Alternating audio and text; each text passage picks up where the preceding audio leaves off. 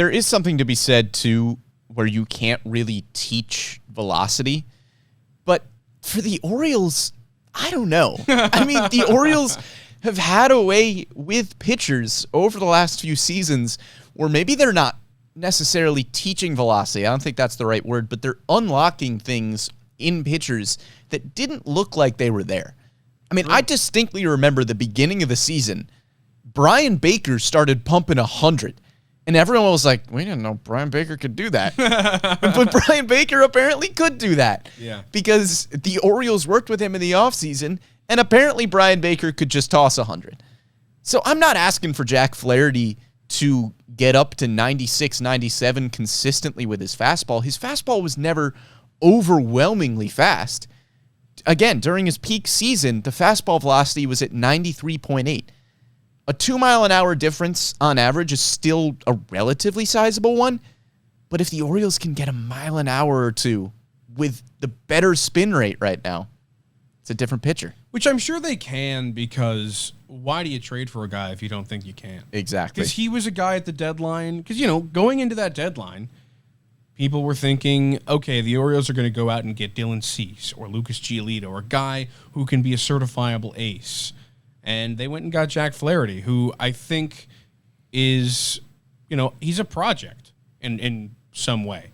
He's not going to show up and be a number one. You're going to have to put some work into him. And the Orioles wouldn't have gone out and gotten him if they didn't think that they had the right guys to put the right work into him. Right. So I think that Orioles fans should be really excited to see Jack Flaherty every time he's on the mound, because you have no idea what kind of Jack Flaherty you're necessarily going to get, but I guarantee you this, he's going to get better.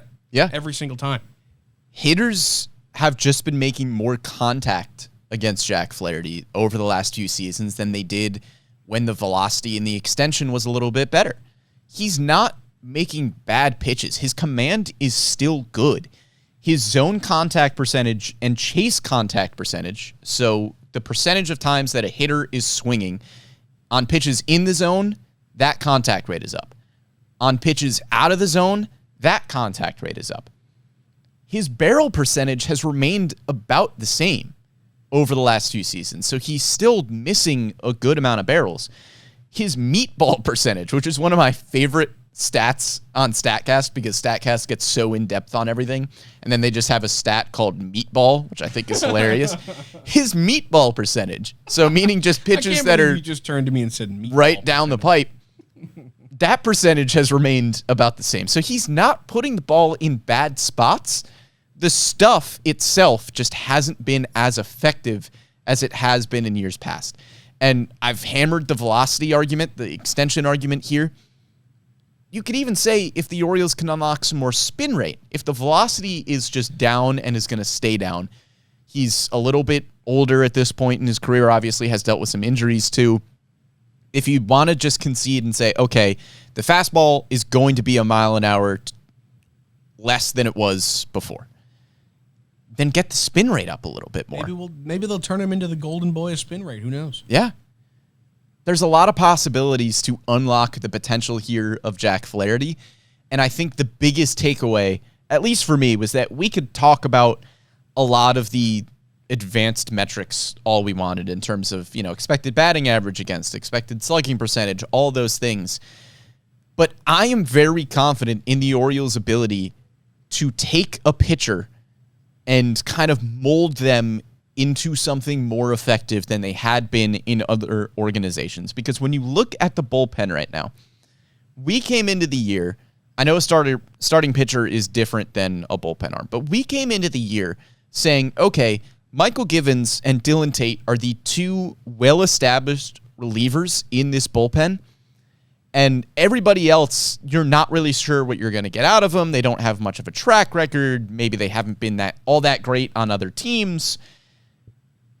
Dylan Tate and Michael Givens haven't pitched. Michael Givens just got DFA'd. But you still have Felix Bautista, who had no track record as the best closer in baseball. Mike Baumann, who you thought was going to be a starter, converted to the bullpen, 3.64 ERA. Yennier Cano, not good in Minnesota, all-star this year. Even Brian Baker, 3.64 ERA. Danny Coulomb, 2.77. Ciano Perez is back down below 4. The Orioles have just been able to find a way to take a pitcher into their organization, figure out what works, figure out what unlocked potential is there, and get the most out of them. And it's not always an orthodox way of going about it. I mean, for Cano, it was an arm slot thing. Yeah. And then he turned into, a machine. So you never know what they're going to pull out of their bag. And just to go back to his fastball for a moment, I think you alluded to this. Yeah. But Flaherty's fastball, the batting average on it this year is 297. Yep. The expected batting average, which of all the meatball stats and high in-depth stats is not one of the most. The expected batting average is 238. So that shows you he's just getting a little unlucky with that pitch as well. So, he'll regress to the mean with it too. Right. And I think that's something you can look forward to as well. And that combined with whatever magic that I'm sure the Orioles analytics department and training staff is going to put on him will make him into the guy that they need him to be down the stretch, because in those high-level situations, and as we get closer to fall baseball, he's going to be so darn valuable because he's one of the only guys on this team who's pitched deep into the playoffs. He pitched in a championship series, a division series, and a wild card.